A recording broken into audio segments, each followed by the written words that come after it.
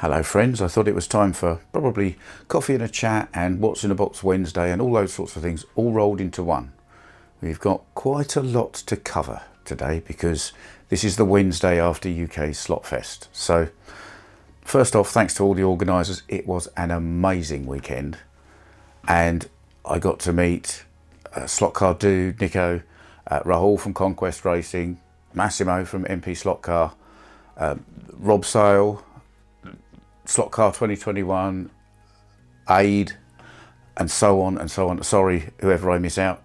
I met so many people.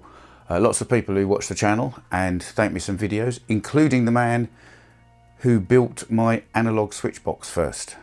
I'll put a link to the video at the top.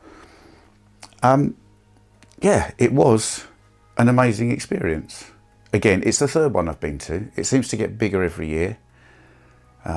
I'm sure you've seen lots of other videos of all of the tracks that were there and so on.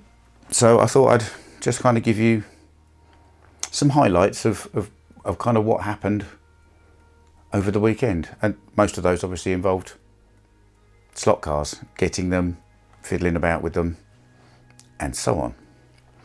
So when I first got there, first person I think I bumped into was Rob from Swift Slots, who we have had a cameo from recently on this channel, and he ran up to me, and I don't know if he'd been watching my slot it tuning issues, but he gave me 2 more big lumps of lead, probably to weigh the damn things down with. Thank you for Rob for that, very generous. Now, the slot car side of things, I went with a view of buying one particular car and possibly buying another one. The one I wanted is apparently in the country but wasn't released to be allowed to be at Slot Car Festival to be sold to anybody, so I'm going to have to wait a week for that. But I did get the compatriot car from Staff Slots.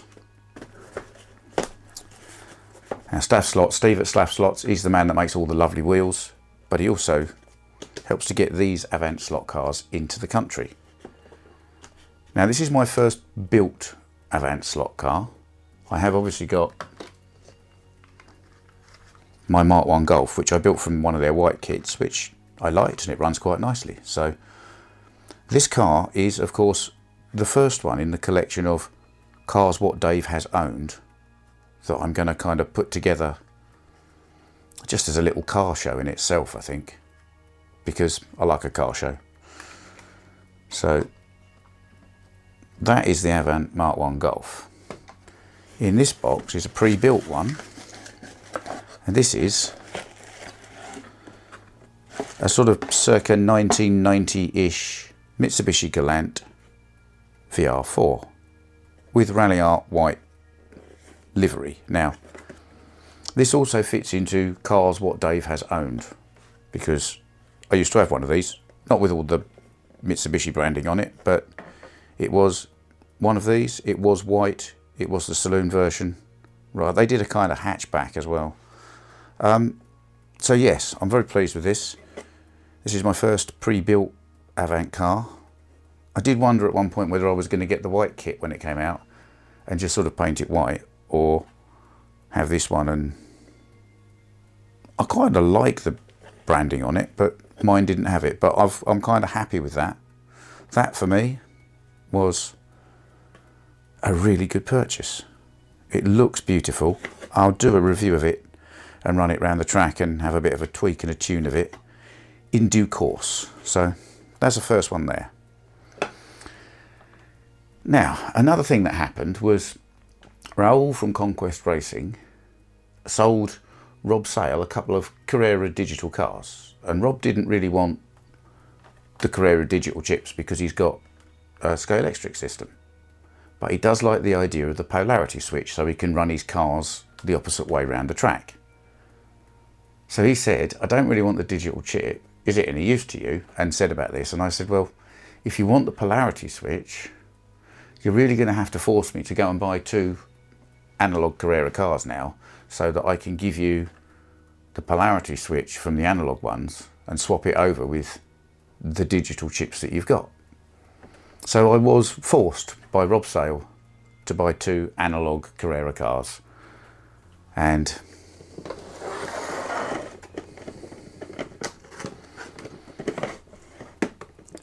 bought the 2 buses. Now, as you all know, I've already got this one, but I've modified it and I've lowered it.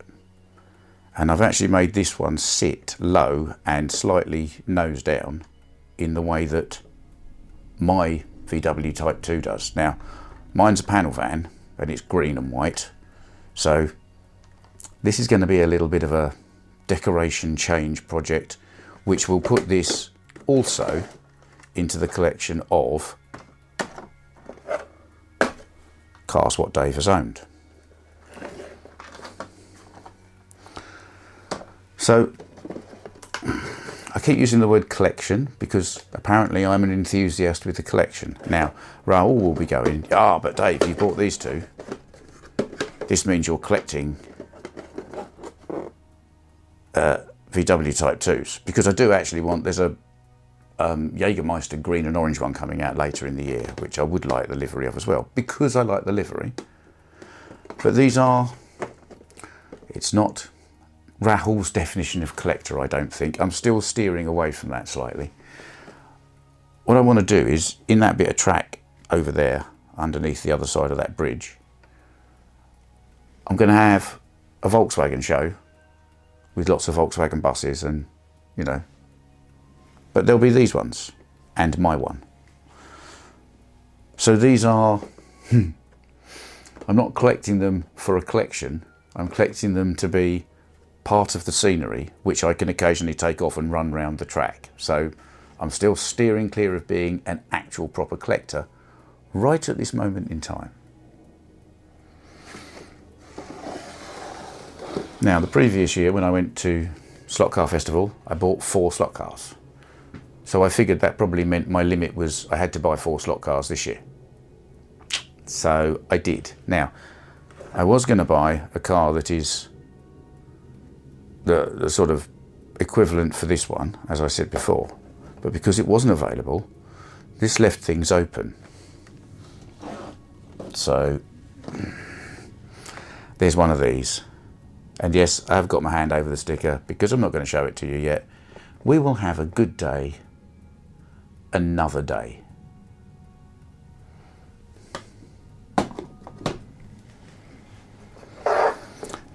And there is one more thing we need to cover, because some of you have watched some of the recent videos and you're probably waiting for this answer, and it's about this.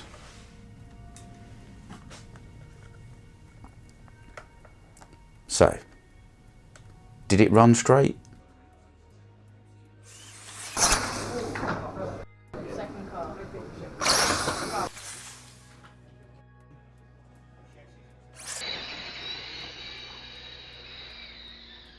Yeah, of course it did. And thanks to Steve Dudley at Mr. D Slot Car Racing for all his help. And I think I'm going to build another one. And I think I might try and do a whole season of racing next winter. Let's see how it goes. Good chat.